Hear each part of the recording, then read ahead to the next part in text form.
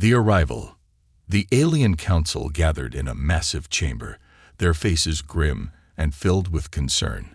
Around them, holographic images floated in the air, all showing the same blue and green planet, Earth. For centuries, the Galactic Alliance had ignored humans. They believed the species was too primitive, too small to be worth their attention. Earth was just another insignificant planet orbiting a star. But now, things had changed. Reports from distant outposts near Earth were troubling. Human ships had been spotted in places they shouldn't have been able to reach. These ships were small and crude compared to the advanced fleets of the Alliance, but they moved with purpose and precision. No one could explain how a species so young had achieved this. "We underestimated them," one council member said, his voice shaking. He was a tall being with pale blue skin and glowing eyes. "They are advancing faster than any species we've encountered. Their growth defies logic." Another member, a reptilian creature with sharp scales, hissed in annoyance. "They are nothing more than scavengers. Let them play with their toys.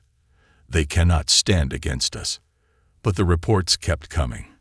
A small outpost on the edge of the solar system had gone silent. Ships sent to investigate never returned.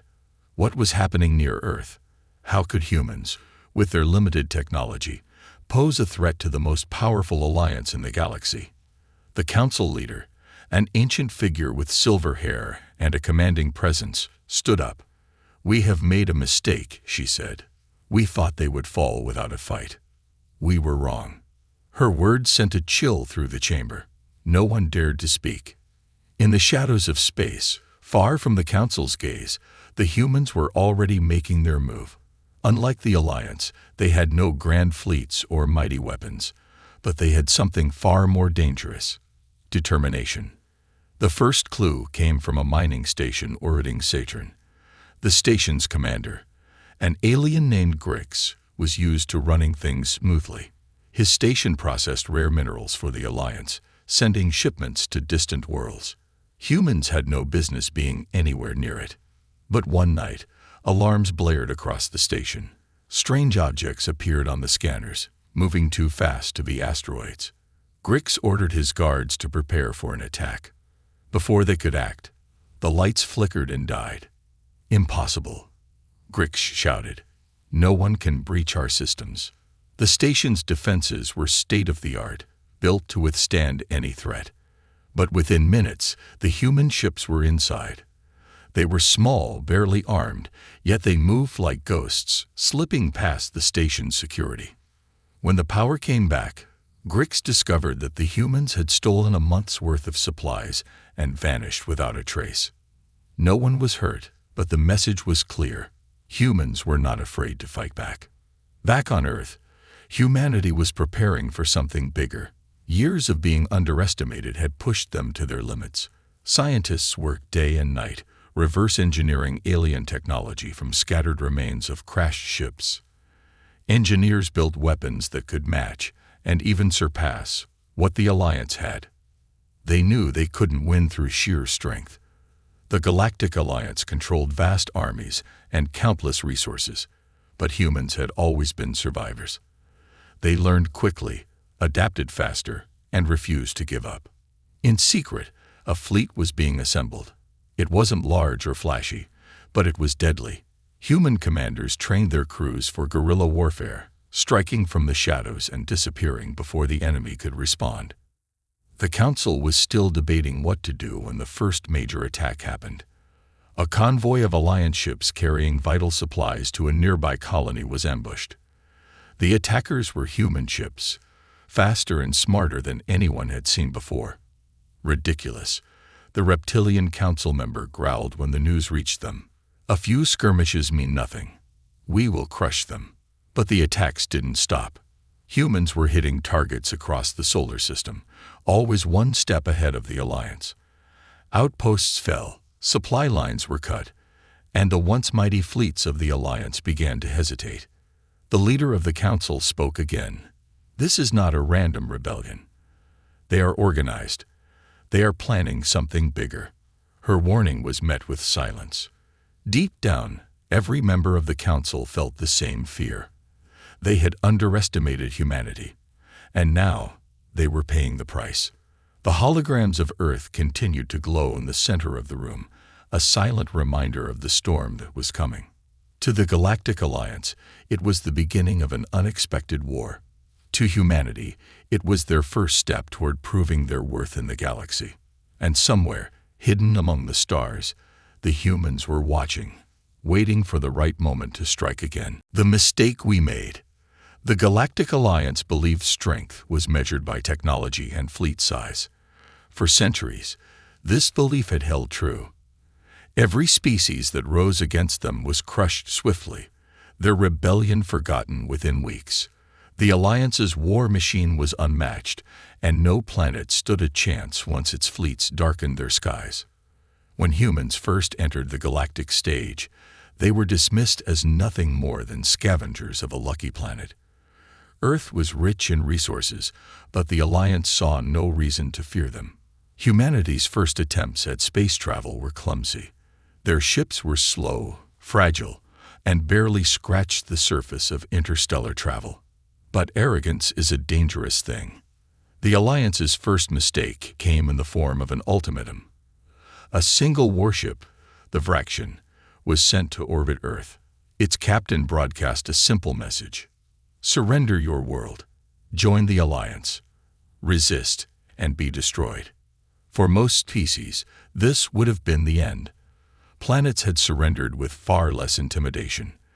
The Vraction alone could wipe out entire cities from orbit, and its defenses were impenetrable to any weapon humanity possessed. But the humans did not respond with fear. Instead, they answered with silence. For days, the Vraction hovered over Earth, waiting for a reply that never came. It became a spectacle, its shadow drifting across continents, a symbol of the Alliance's power. Some council members laughed at humanity's stubbornness. They do not understand what they are facing, one counselor said with amusement. By the time they realize their mistake, their planet will be ash. On the 8th day, the Vraction vanished. No distress call was sent. No explosion was detected. One moment the warship was there, and the next, it was gone. When a recovery team was dispatched, they found the Vraction adrift near Mars, its hull riddled with holes the size of shuttlecraft. Entire sections of the warship had been torn apart by what appeared to be improvised human explosives. The crew was gone. At first, the Alliance assumed pirates were responsible. But deep in the ship's logs, hidden in corrupted files, investigators found grainy footage of human soldiers boarding the Vraction. They wore patchwork armor and wielded outdated rifles. Yet they moved with precision, disabling the ship's systems, as if they had rehearsed the attack countless times. The footage ended with one chilling image: Earth's moon, growing larger as the Vraction was set adrift. The warship had not been destroyed. It had been captured and stripped for parts. The council was furious. This is unacceptable. The reptilian warlord Gathron roared during the emergency meeting. His species had conquered dozens of planets, but never had they faced such humiliation.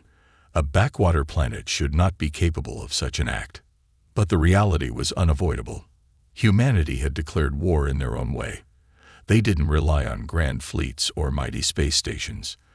They fought in the shadows, taking what they needed and leaving nothing behind. The Alliance responded with force. 2 fleets were dispatched to blockade Earth, their guns aimed at every major city. The Council believed this show of strength would be enough to break humanity's will. It wasn't. The blockade lasted 3 months. During that time, strange disruptions spread through the Alliance's systems. Supply ships vanished while crossing Earth's orbit. Communication relays mysteriously shut down. Elite soldiers sent to the surface of Earth reported ambushes in dense cities, where human resistance fighters melted into the crowds. The Alliance's second mistake was underestimating humanity's resilience. Unlike other species, humans refused to break under pressure. Every bomb dropped on their cities only fueled their anger. Every invasion force sent to Earth returned with fewer soldiers. The blockade eventually collapsed, not because the Alliance couldn't hold it, but because they couldn't sustain it. Human sabotage crippled the supply lines. Entire frigates were stolen by human raiders, repainted, and used against their former owners. By the time the fleets withdrew, humanity had not only survived the blockade, but had grown stronger. The turning point came when the Alliance attempted to strike Earth's capital directly. A massive warship, the Harvick's Wrath, entered Earth's atmosphere, prepared to unleash orbital bombardment on human cities. But as it descended, hundreds of tiny objects launched from Earth's surface. At first, they appeared to be debris, but sensors soon identified them as human-made missiles. Primitive, yes, but numerous. The Alliance commander scoffed. "Missiles against a dreadnought." He laughed. "They are desperate." The missiles struck within minutes. Each one exploded with more force than anticipated, collapsing sections of the Harvick's Wrath. Within hours, the mighty warship was crippled and burning in Earth's orbit. Torn apart by weapons the Alliance had dismissed as outdated. When the news reached the Galactic Council, panic spread like wildfire. "They are scavengers," one counselor whispered, his hands trembling. "They used our own technology against us." The Alliance had never faced an enemy like humanity. Every weapon they dropped on Earth was studied, copied, and improved. Every ship that crashed was salvaged and reforged into something deadlier. The mistake the Alliance made wasn't underestimating humanity's strength. It was underestimating their will to survive. And as the remnants of the Harvick's Wrath drifted through space, the Alliance realized that humanity wasn't just fighting for their planet. They were preparing to conquer the stars. First signs of trouble. The first real sign that humanity was more than just a nuisance came on the cold edges of the solar system. Out beyond Neptune, where the Alliance's presence was barely noticeable, a small patrol fleet drifted along the outer rim. The fleet wasn't expecting trouble. Earth was light years away from having warships capable of reaching this far. For the crew, the mission was little more than a glorified watch shift. Commander Vorn, an old war veteran with scars along his metallic jaw, sat in the command chair of the Velsari frigate. His eyes lazily scanned the empty expanse of space as his officers carried out routine checks. He had fought real wars, crushing rebellions on colony worlds and dismantling pirate networks. Babysitting Earth's solar system felt like punishment. Humans lacked the ambition to strike this deep, Vorn muttered, tapping his claws against the armrest. His communications officer laughed. They'd barely reached their moon a few decades ago. Let them have their tiny victories. They'll burn out soon enough. But something wasn't right. The fleet's sensors occasionally picked up strange echoes, blips that appeared and vanished in the darkness. At first, they thought it was interference from asteroid fields, but the patterns were too deliberate. On the third day, one of the escort ships in the fleet, the Kelthos, vanished. It didn't explode. It didn't drift off course. One moment, it was there, and the next, it was gone. Vorn's fleet searched the surrounding space for hours, but there was no sign of debris, no distress call. It was as if the Kelthos had been erased from existence. "This isn't normal," Vorn growled, his claws digging into the console. The fleet tightened its formation, scanning relentlessly.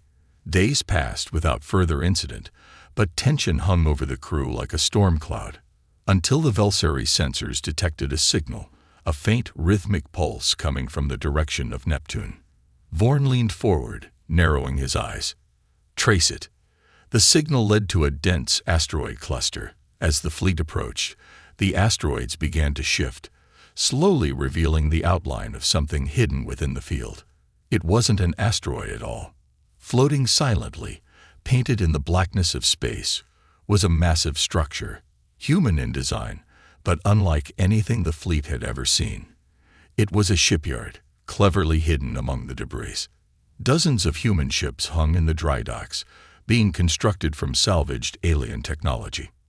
But that wasn't what made Vorn's eyes widen in disbelief. Lining the edges of the asteroid belt were the wrecks of stolen Alliance ships, patched together, rearmed, and aimed directly at his fleet. Before Vorn could issue an order, the ambush began. The asteroid belt lit up with weapons fire as human raiders launched from the hidden station. Their ships were smaller than Alliance cruisers, but far more agile, weaving between asteroids with deadly precision. The Velseri shook violently as explosions rocked the hull. Vorn gritted his teeth, barking orders to return fire, but his fleet was outmaneuvered at every turn. The humans weren't fighting to destroy them. They were fighting to capture. Vorn watched helplessly as several ships were disabled, their engines cut by well-placed strikes. Human boarding parties swarmed the crippled vessels, and one by one, his fleet began to disappear. For the first time in his long career, Vorn felt fear. Back at the Galactic Council, the news of the ambush sent shockwaves through the political ranks. They wiped out an entire patrol fleet. One counselor gasped, staring at the holo recordings brought back by a damaged escape pod. They didn't wipe them out, another corrected grimly. They took the ships. There was a long silence in the chamber. The footage showed humans in patched armor, cutting through Vorn's soldiers like seasoned warriors. They were precise, ruthless, and efficient. More importantly, they weren't using primitive weapons anymore. They were using repurposed Alliance technology. Weeks after the incident, strange sightings were reported across the galaxy. Alliance colonies at the edges of known space began experiencing power outages. Supply convoys disappeared without a trace. In each case, there were no survivors, only empty ships left adrift, stripped of weapons and fuel. At first, the Alliance assumed pirates were to blame. But survivors who escaped these attacks told a different story. They described human ships, silent and cold, lurking just beyond sensor range. These ships never spoke, never broadcast warnings. They attacked swiftly and without mercy. One survivor recalled a chilling moment when his ship's lights flickered. As they came back on, he saw the faint outline of a human craft, drifting beside his cruiser like a predator stalking its prey. The humans were no longer defending Earth. They were expanding their reach. The Galactic Alliance soon realized the truth. Humanity wasn't just scavenging. They were evolving. Every failed invasion, every destroyed warship, had given humanity more resources and more knowledge. The Alliance had unknowingly armed the very species they sought to control. They learned from us, the Council leader admitted, her voice heavy with concern. Every attack makes them stronger. Her eyes scanned the room. If we do not act now, they won't stop at defending Earth. They will come for us next. But as the Council debated how to respond, humanity's fleets were already in motion, and the galaxy was about to learn the full cost of underestimating them. The turning point. The turning point didn't come with a grand battle. It came quietly, like a storm building on the horizon, one the Galactic Alliance never saw until it was too late. For years, humanity had fought defensively, striking from the shadows and vanishing before Alliance forces could retaliate. They had survived blockades, ambushed patrols, and stolen technology from under the Alliance's nose. But something shifted deep within the human spirit. Survival was no longer enough. Humanity wasn't just defending Earth anymore. They were preparing to strike back. It began with Jackson Prime, a small mining colony on the fringe of Alliance space. The colony had no real strategic value, but it served as a waypoint for supply convoys heading toward the core worlds.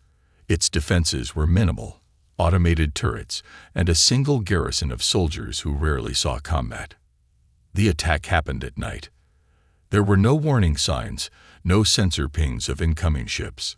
The first explosion tore through the colony's main communications tower, silencing all outgoing signals. By the time the local defense force scrambled to respond, the colony's skies were filled with sleek, black ships descending from orbit. They bore no insignia, no Alliance markings. But everyone knew who they belonged to. The humans had come. Captain Kroll watched the chaos unfold from the colony's command center. As explosions lit the sky, he couldn't help but feel disbelief. "They shouldn't be here," he whispered, gripping the edge of the console. It's impossible. Jackson Prime was deep within Alliance-controlled space, light years away from Earth. There was no record of human ships possessing the technology to reach this far. And yet, here they were, dismantling the colony with surgical precision. Human ground forces poured into the streets, moving with swift coordination. They disabled power grids, severed supply chains, and rounded up the colony's defenders without unnecessary bloodshed. By sunrise, Jackson Prime had fallen. The humans didn't occupy it. They stripped the colony of resources, boarded their ships, and disappeared, leaving nothing behind but confusion and fear. The fall of Jackson Prime sent ripples through the Galactic Council. How did they reach so deep into our territory? One counselor demanded, slamming his fist on the table. Where did those ships come from? No one had an answer. In the weeks that followed, more colonies fell. Small outposts, fuel stations, and relay hubs were attacked with the same level of precision. Every time the Alliance sent reinforcements, they arrived too late, finding only empty cities and silent docking bays. It was as if the humans knew their every move. In truth, they did. For years, humanity had been listening. Stolen Alliance communication devices, hacked relay satellites, and captured officers had given humans insight into the Alliance's inner workings. They understood their weaknesses, their supply lines, and their blind spots. The humans were playing a long game, one the Alliance wasn't equipped to handle. The final straw came when Fleet Sigma disappeared. Fleet Sigma was one of the largest armadas in the galaxy, composed of 30 warships and thousands of soldiers. It was sent to reclaim the colonies humanity had taken, under the command of Admiral Rinnock, a decorated officer known for his ruthless tactics. Sigma never arrived at its destination. Days later, fragments of Alliance warships drifted into nearby trade routes. They were barely recognizable, charred remains torn apart by precise strikes. No escape pods were found. The message was clear. Humanity wasn't running anymore. The Galactic Alliance, for the first time in its long history, called for a full-scale military response. Every available warship was summoned, forming the largest fleet the galaxy had ever seen. The mission was simple: burn Earth to the ground and end the threat once and for all. But when the fleet arrived at Earth, they found nothing. The skies above the planet were clear. Earth's orbit was empty, save for a few scattered satellites. Cities below glowed softly under the sun, their streets calm and quiet. The Alliance hesitated, and that's when the trap was sprung. Human ships emerged from the shadows of Earth's moon and asteroid belts, hundreds of them. They were no longer patchwork vessels scavenged from old wreckage. These ships were sleek, deadly, and built with technology that far surpassed anything the Alliance had seen. In seconds, the Alliance fleet was surrounded. Admiral Rinnock's successor, who led the assault, realized too late what had happened.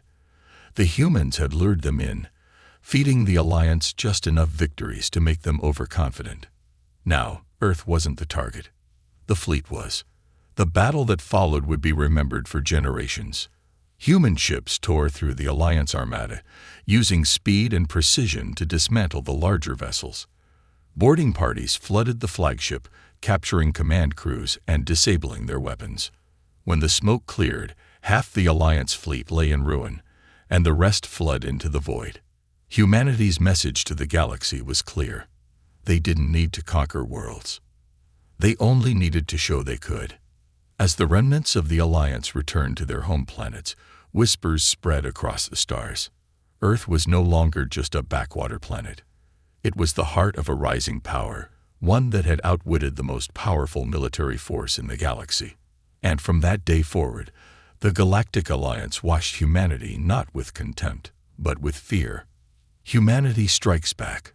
The first coordinated human offensive didn't begin with a declaration of war. It began with silence. For months after the destruction of Fleet Sigma, the Galactic Alliance waited for retaliation, but none came. Earth's skies remained undisturbed, and human ships faded into the shadows of distant asteroid belts. The galaxy held its breath, expecting vengeance that never arrived. The Alliance mistook this silence for surrender. They thought humanity had expended all its strength in the ambush at Earth, that whatever force had risen from that small blue planet had retreated to lick its wounds. They were wrong. Humanity wasn't retreating. They were preparing. The first sign of humanity's return was subtle, a whisper in the void. On the distant edge of Alliance space, a small relay station orbiting the gas giant Draxis IV picked up an unusual transmission. The signal was faint, distorted by the planet's storms, but it carried a single phrase in dozens of alien languages. "We are still here." At first, the message was dismissed as pirate interference, but then it happened again, this time on the opposite side of the galaxy near the Kelmir expanse. Relay stations, mining outposts, and deep space listening posts began reporting similar transmissions. No threats, no demands, just those four haunting words. The Alliance brushed it off as psychological warfare, until the outposts began to disappear. The first official strike came at Valkyr's Drift, a heavily fortified shipyard responsible for building the Alliance's largest warships. Valkyr was considered untouchable. It sat in the heart of an asteroid field, surrounded by defensive platforms and protected by 3 fully armed dreadnoughts. But one morning, the shipyard's workers woke to find their defenses offline. Every turret, every drone, every sensor array had been hacked overnight. The Alliance's elite engineers scrambled to fix the systems, but by the time they reactivated the defenses, it was already too late. The sky above Valkyr's Drift was filled with unfamiliar ships, sleek, black, and bearing no insignia. Humanity had arrived. The battle lasted less than an hour. The humans didn't launch a full assault. Instead, they cut through the shipyard's fuel lines and slipped away, leaving behind nothing but explosions and fire. By the time Alliance reinforcements arrived, Valkyr's Drift was gone, reduced to floating debris. The 3 dreadnoughts, meant to guard the shipyard, were found drifting nearby. Empty. Not a single shot had been fired from their weapons. Their crews had vanished. The Galactic Alliance descended into chaos. "How can this happen?" demanded Chancellor Vrass, his scaled hand trembling as he watched the holo footage. "Valkyr's Drift was one of our most secure installations. They've adapted," replied Admiral Kale, the newly appointed military commander. "They don't fight like we do. They don't conquer. They dismantle." The humans weren't interested in occupying planets or raising flags. They struck at the infrastructure that made the Alliance powerful: shipyards, supply chains, communication networks. Wherever the Alliance was strong, humanity struck with surgical precision. In the following months, Alliance forces found themselves under siege from enemies they couldn't see. Supply convoys vanished along well-protected trade routes. Space stations drifted silently, their crews missing. On one world, the Alliance's capital planet of Zalros II, strange lights were seen in the skies at night. When the sun rose, entire barracks of soldiers had disappeared, leaving behind empty bunkers. The humans had become ghosts, moving unseen, striking without warning, and leaving no trace. The true scale of humanity's campaign wasn't understood until the Alliance began pulling back its forces to defend its core worlds. Only then did they realize just how far humanity's reach had spread. Entire sectors of Alliance-controlled space had gone dark. Mining operations that once fueled warships were abandoned. Distant colonies had severed ties with the Council, claiming they would rather negotiate with Earth than rely on a failing government. The Alliance's borders were crumbling, not through war, but through fear. But humanity's greatest move was yet to come. While the Alliance scrambled to protect its crumbling empire, human diplomats emerged from the shadows. They didn't arrive with fleets or weapons, but with carefully chosen words. One by one, they approached alien species long oppressed by the Alliance. They spoke not of domination, but of partnership. "We do not come to rule," said one human ambassador to the Trelkani, a reptilian race known for their brutal treatment by Alliance forces. We come to ensure no one rules over you again." Within weeks, entire fleets defected from the Alliance, turning their guns away from Earth and toward their former masters. In less than a year, the once mighty Galactic Alliance had fractured. Humanity hadn't just struck back. They had dismantled the galaxy's largest empire, piece by piece, colony by colony. And as Earth's diplomats stood before the Galactic Council, they spoke with calm, unwavering voices. "This was never about war," the human ambassador said. "It was about survival. And we will ensure that no species, no matter how powerful, will ever threaten our survival again." From that day forward, the galaxy no longer looked at humanity with contempt. They looked at Earth with respect and fear. The fall of the Alliance. It began like the cracking of ice on a frozen lake, small fractures, barely noticeable, spreading silently beneath the surface. By the time the Galactic Alliance realized what was happening, the break was already too deep to repair. The empire that had stood unchallenged for centuries was crumbling. But it wasn't collapsing under the weight of war. It was collapsing under the weight of doubt. The first true fracture appeared on the industrial world of Lornis V, a planet responsible for manufacturing nearly half of the Alliance's military-grade engines. Lornis V had never seen conflict. Its skies were perpetually filled with the glow of factories, and its people were loyal to the Alliance until the humans arrived. But there were no warships, no invasions, no explosions in the night. Instead, there was a broadcast. A simple human voice echoed across every screen, device, and speaker across the planet.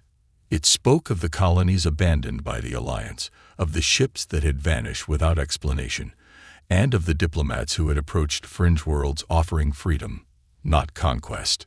The voice ended with a message that would come to define the fall of the Alliance. "You are not alone. You never were." By morning, the workers of Lornis V had walked out of their factories. Not in rebellion, but in protest. They refused to build engines for warships that would be used to fight humanity, ships that would never return. The Alliance dispatched troops to force the workers back, but the soldiers who landed were met not with violence, but with open gates and quiet streets. Lornis V had already made its choice. The Alliance blamed human propaganda. They labeled the incident as an isolated case, but the truth was clear. Humanity had planted a seed, and that seed was growing. Within weeks, similar broadcasts appeared on mining worlds, trade hubs, and even core planets close to the Alliance's heart. The message was never the same, but the sentiment always was. The Alliance no longer serves you, it serves itself. Planets that had once relied on the Alliance for protection began questioning that relationship. Governors called for neutrality. Small sectors declared independence. Trade routes that had fed the Alliance's war machine began to shut down, one by one. It wasn't war that humanity waged. It was isolation. But even as planets defected and supply lines crumbled, the Alliance's leadership refused to admit the truth. Chancellor Vrass stood before the council chambers, flanked by holodisplays showing growing lists of lost territories. His voice was calm but sharp, addressing the remaining councillors. "These are minor losses," he declared. "No fractured colonies can stand against the might of our fleets." But the fleets weren't returning. Entire armadas sent to reclaim defecting planets had vanished into the blackness of space.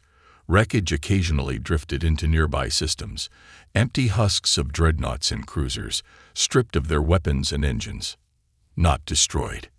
Taken. Vrass's voice faltered for the first time. "They are dismantling us." The final blow came at Tyron's Gate, the largest Alliance shipyard and military station in the galaxy. From Tyron's Gate, the Alliance had built and maintained its fleets for generations. It was the heart of their strength, protected by countless warships and surrounded by defense platforms that could tear apart entire fleets. But one morning, the stars around Tyron's Gate began to flicker. Alliance officers believed it was a sensor malfunction. They ran diagnostics, recalibrated systems, yet the flickering continued, until one officer looked closer. It wasn't a malfunction. It was movement. Thousands of human ships, cloaked by advanced technology, drifted silently toward Tyran's Gate. They didn't fire a single shot. Instead, the platforms surrounding the station began shutting down, one after another, as if an unseen hand had flipped a switch. Ships in dry dock were disabled, their engines hacked and weapons disarmed remotely. By the time the Alliance realized what was happening, Tyran's Gate had already fallen. No one knew how the humans had done it. Some believed they had operatives within the station. Others whispered of strange new weapons that could disable ships from across light years. But the result was the same. Without Tyran's Gate, the Alliance's ability to build warships collapsed. What few fleets remained drifted aimlessly, lacking the resources to repair or refuel. Defectors increased by the day. The Galactic Alliance was no longer an empire. It was a collection of isolated worlds, held together by fragile threads that humanity could cut at any moment. Chancellor Vrass issued one final order before resigning his position: open negotiations with Earth. In the years that followed, historians would argue over how the most powerful empire in the galaxy had fallen to a single species. Some credited human ingenuity. Others pointed to the arrogance and overreach of the Alliance. But those who lived through it knew the truth. Humanity had not conquered the Alliance through war. They had unraveled it, slowly, carefully, until nothing remained but the echoes of what once was.